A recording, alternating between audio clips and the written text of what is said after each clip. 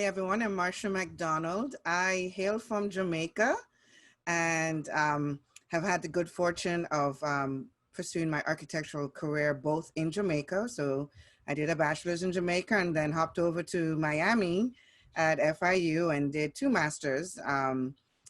So I am on my way in terms of I'm in between. I'm an immersion professional, so I'm heading towards being an architect. But most importantly, along the way, I also was a professor, so I am an educator. So I'm also have on my timeline to complete a PhD. So I did a pre-doctoral degree, and my research was in culture and community, and especially diversity. So that's I'm looking to join the ranks not only in terms of being an architect, but also being a professor. So hi everyone, again, I'm Marsha McDonald. I've had the privilege and the honor of having varied experiences with regards to architecture.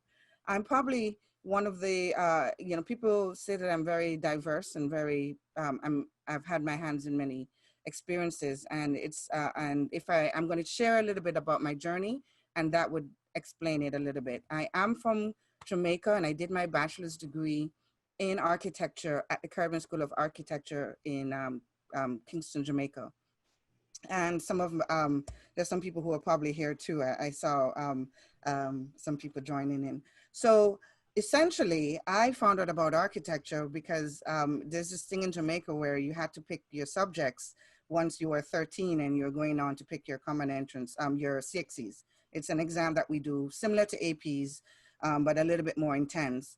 And I did a career study, those evaluations, and they said I could only be two professions. I would be great as an architect, or hairdresser. Go figure. and, and so I said, well, my mom would kill me. She spent all this money for me to go to school. I can't pick being a hairdresser. I might as well pick being an architect, which is what I did. And at 13 years old, I decided I needed to figure out about this whole business of architecture. I never knew what an architect was. I had no experience about that. And so I just said, okay, if architecture is about building, let me find out about this architecture. And I found the favorite building that I loved. And I found the architect who did it. And I called him up and I said, hey, I want to work for you because I need to learn about architecture. And he took me up on his offer. And even to this day, we're still good friends. And I have a meeting with him this week just to catch up. And, and so the importance, and I'll just stick up in there, there's that importance of mentoring and that importance of relationships to develop your journey in architecture. And it's been a walk of relationships for me. I ended up going to do my bachelor's, and while I was there, also encountered this thing that I never thought about. Everybody in my class was Black. All my teachers were Black, and gave it no second thought. And I only gave it a second thought when I moved here later on to do my master's, and found out that I was the only Black person in two. There was only two Black people in my class, and I was the only female. And for the first time, I encountered this strangeness where my race became an issue. In Jamaica, I worked for a female architect. There was a female head of the school, and and I'm still friends with that female architect. She's I think she was, I saw her here on the line. And I did historic preservation. She, did a lot of work with UNESCO and throughout the Caribbean and doing historic preservation. And she was very much into this whole thing of cultural production and representation in terms of our space. Got here to Florida and took a 10-year hiatus. So I was one of those who fell off the wagon. If in fact, anybody who met me from Jamaica, who knew me from Jamaica, saw me what was going on in Florida, and I said, well, I got married and I had a few children. I did try to jump into the profession when I got here to get some jobs, and that was when I recognized that my race was an issue. I was in Florida, and there was no NOMA. The AIA was, kind of foreign to me. I didn't think to join it.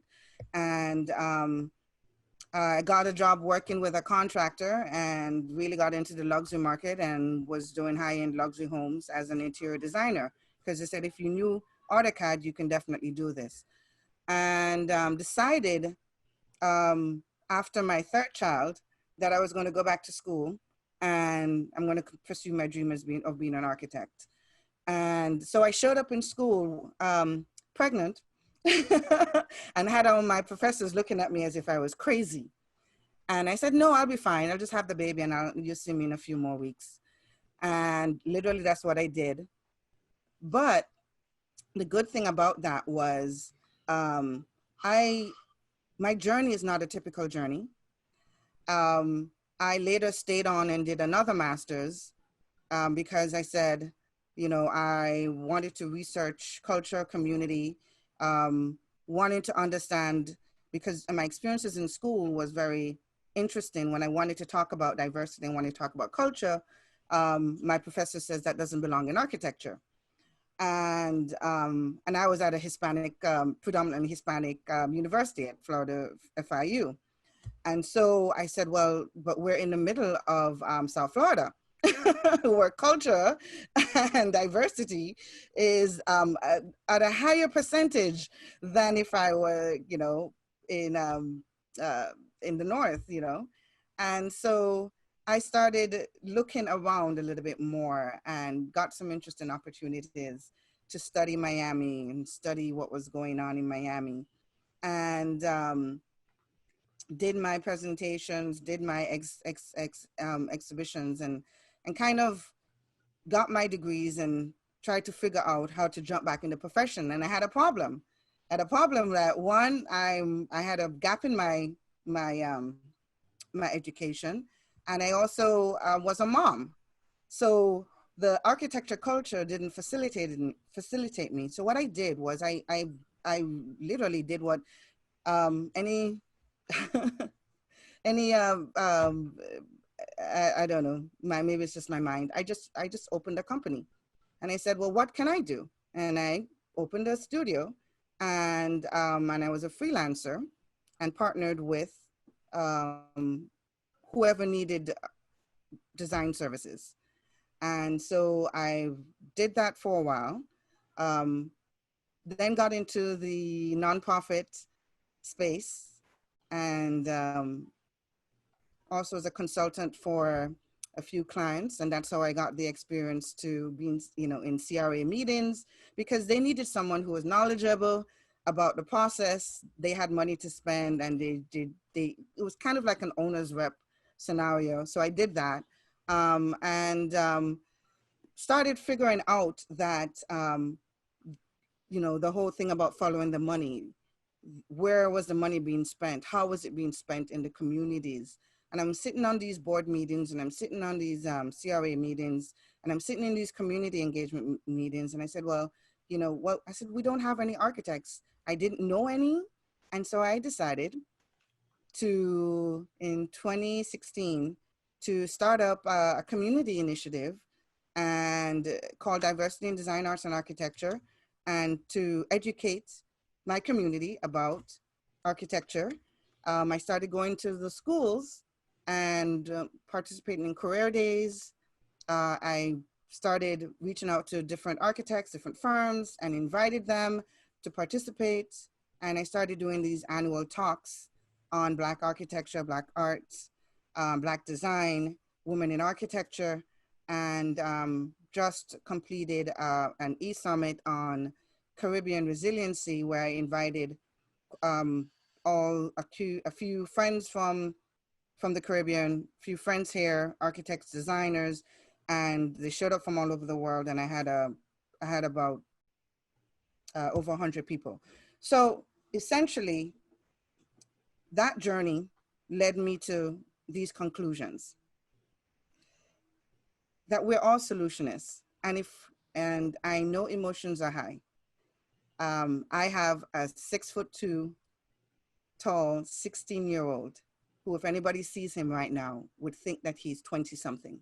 He has the attitude of a man, but nobody's going to stop and say, oh, he's just a teenager.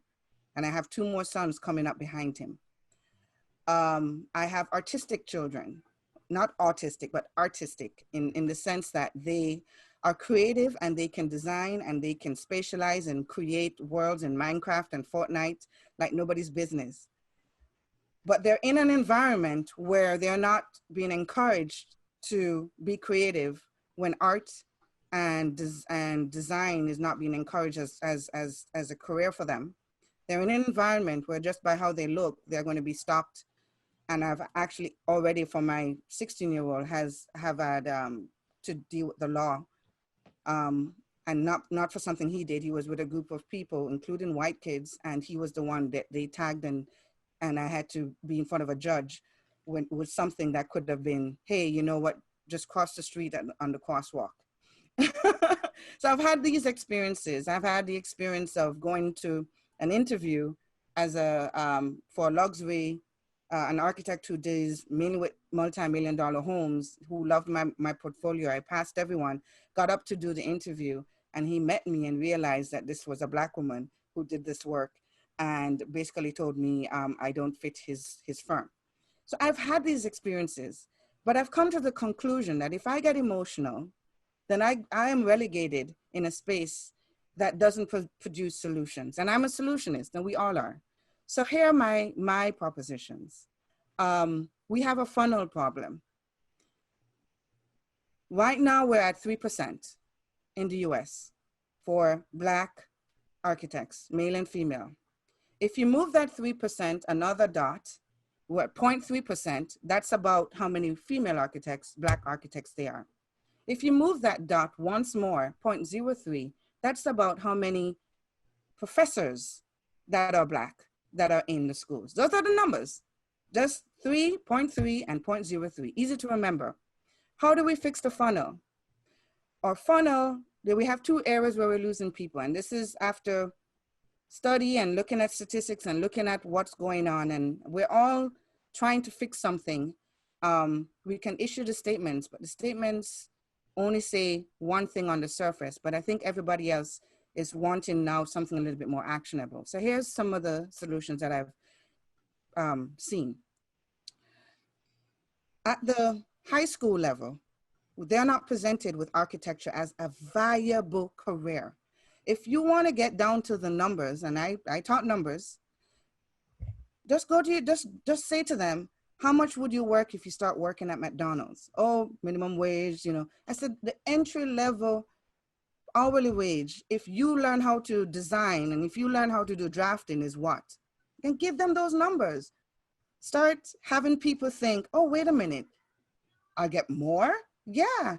So all that time I'm spending doing the video games, I can learn how to do SketchUp and learn how to draw? Absolutely. And get an entry-level job that starts higher than working at Mickey D's? Absolutely. Those are some numbers that people will find real.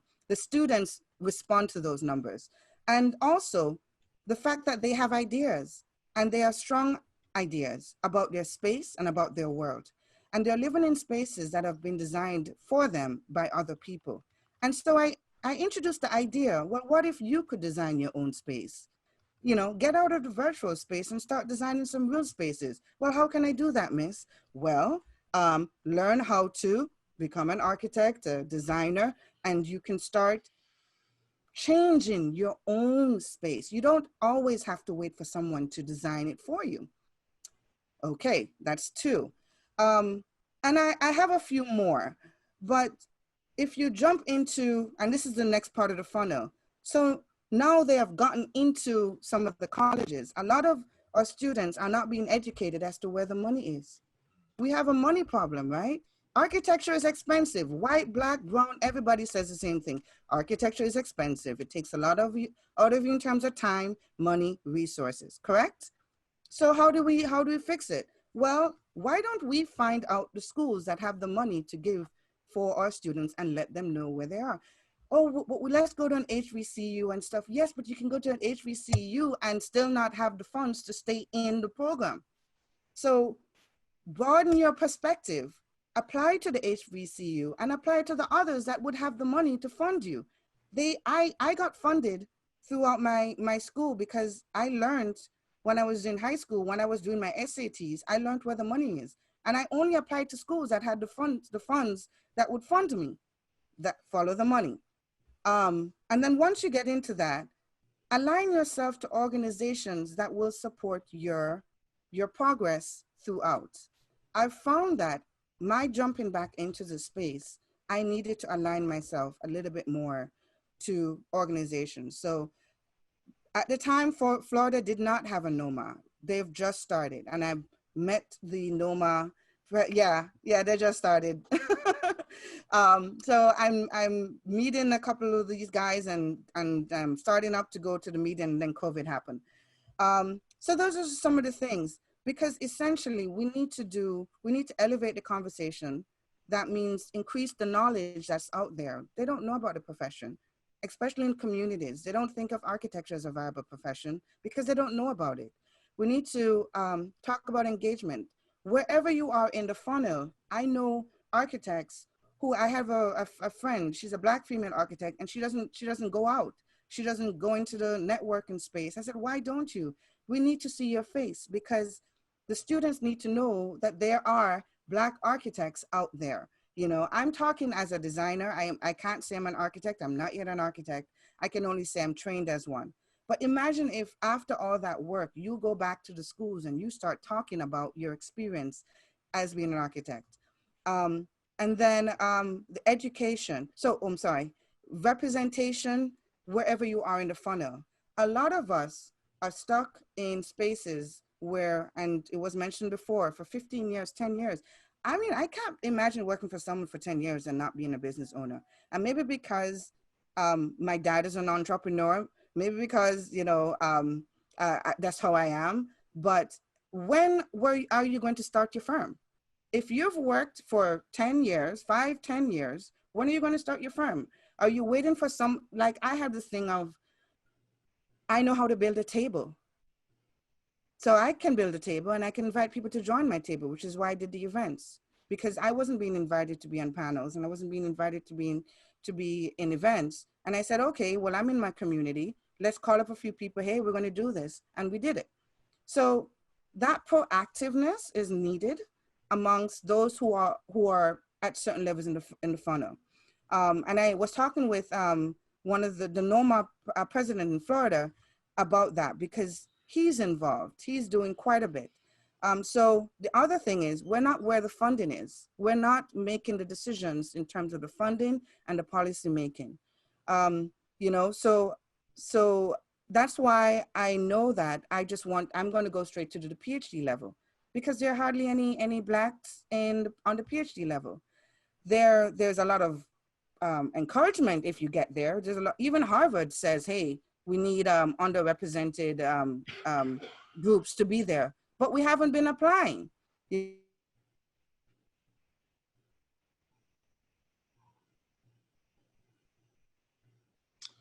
Oh man, I hope we didn't lose her.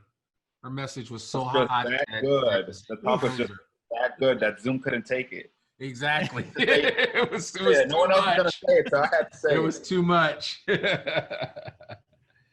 Oh man, that was good. She was saying a lot of good things. I hope everybody heard that. Oh, I was taking notes. Yeah, because her perspective is different. Obviously, she's not younger as far as that's concerned, and she's been around the block and seen a lot of things. And I think I think that perspective is important. And I think one of the things that everybody needs to be reminded of on this call, especially, is that, maybe you haven't designed a ton of stuff like some of your peers have or some of the leaders in your firm have, but you still have the capability to have a seat at the table. And I think for so often we're like, again, we're walking around like Oliver, like, more please. And it's like, no, you need to call it out and be like, I want to be up there. And I think part of it is just having that gumption and that drive to just say, you know what, I'm going to do it. I'm not going to let anybody tell me that I can't.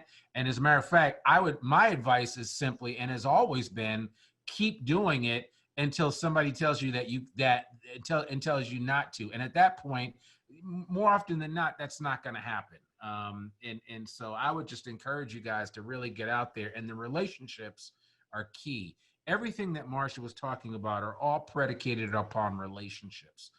It starts when you guys enter your architectural program in school. You need to really be developing those relationships, and it goes on from there. I mean, I wouldn't have made it through Howard without the relationships that I had. It was never what I knew. It was always who I knew that made the difference for me. So, but Marsha, we were just talking about you because we were saying you were dropping it so hot that the Zoom universe couldn't just handle pushed it. you out of it. Girl, So, too hot. you know. But, if you want to finish your thought, go ahead and do that, so we can and then we can wrap it up.